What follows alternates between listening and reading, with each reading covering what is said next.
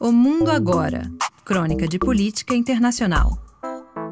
Olá a todos. Essa semana vamos falar de um assunto um pouco diferente, apesar da guerra na Ucrânia, mas é da retomada das preocupações que os Estados Unidos têm em relação à China e como essas tensões elas não acabaram nem paralisaram mesmo com a guerra que está acontecendo na Europa. Nessa semana, um alto assessor da Casa Branca, o Kurt Campbell, que é o assessor especialista em Ásia dentro da Casa Branca, ele está fazendo uma viagem até as Ilhas Salomão. E para muitos que não sabem, as Ilhas Salomão elas são de importância estratégica, não só para os Estados Unidos, mas também para a Austrália, Nova Zelândia e principalmente para a China. E a China é a razão que ele está fazendo essa visita. Em 2019, a China conseguiu reverter o reconhecimento que as Ilhas Salomão davam a Taiwan como a verdadeira China e passaram a reconhecer Pequim como a China verdadeira, ou seja, a China que eles consideram a real nas relações diplomáticas. Mas só esse reconhecimento ele não acabou por aí. O que aconteceu depois foi que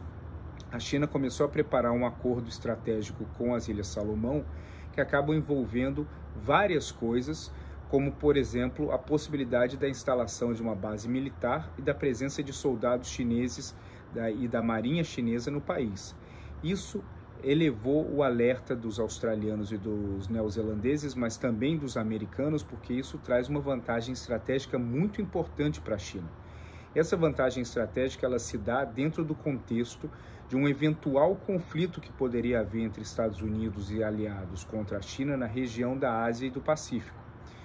As Ilhas Salomão elas estão estrategicamente localizadas e elas poderiam oferecer à China uma proximidade com a Austrália, Nova Zelândia e também com o Havaí, de uma forma que eles não teriam, dando uma vantagem de posicionamento geopolítico muito importante. A China, como vocês sabem, ela vem já há muito tempo trabalhando forte diplomaticamente para reverter a percepção que vários países tinham dela, inclusive de países que reconheciam Taiwan num esforço diplomático muito forte para que eles passassem a reconhecer a China continental. Então, nos últimos anos, Panamá, República Dominicana, Nicarágua são alguns dos países da América Latina, mas também vários outros em outras partes do mundo, como Kiribati e Ilhas Salomão, que aparentemente passam despercebidos, mas acabam sendo de profunda estratégia dentro desse contexto que eu citei no Pacífico. A Austrália está enxergando isso quase como uma provocação, porque as Ilhas Salomão sempre estiveram dentro da esfera de influência da Austrália nessa região.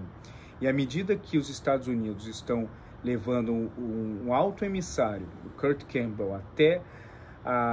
as ilhas no Pacífico, isso ressalta ainda mais essa importância. A tendência é que logo após a visita do Campbell, os chineses eles também deverão fazer uma visita até a ilha,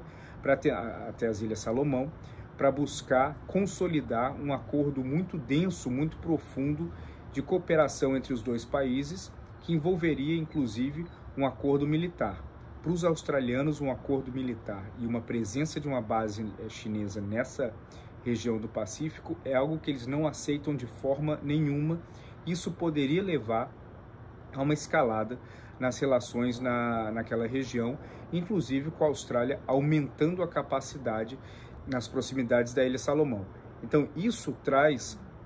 mais um elemento de tensão que, apesar da guerra na Ucrânia estar seguindo muito forte, os Estados Unidos eles não tiraram os olhos do que estão acontecendo na China, do que está acontecendo também nos países no qual a China visa ganhar uma influência e um posicionamento muito maior, até porque, observando o que aconteceu na Europa, a China passou a entender um pouco mais como funciona o modus operandi de tomadas de decisão dos Estados Unidos em relação às sanções, mas também eles passaram a perceber que o envolvimento americano em ações militares e de seus aliados acaba sendo mais difícil de acontecer do que eles esperavam.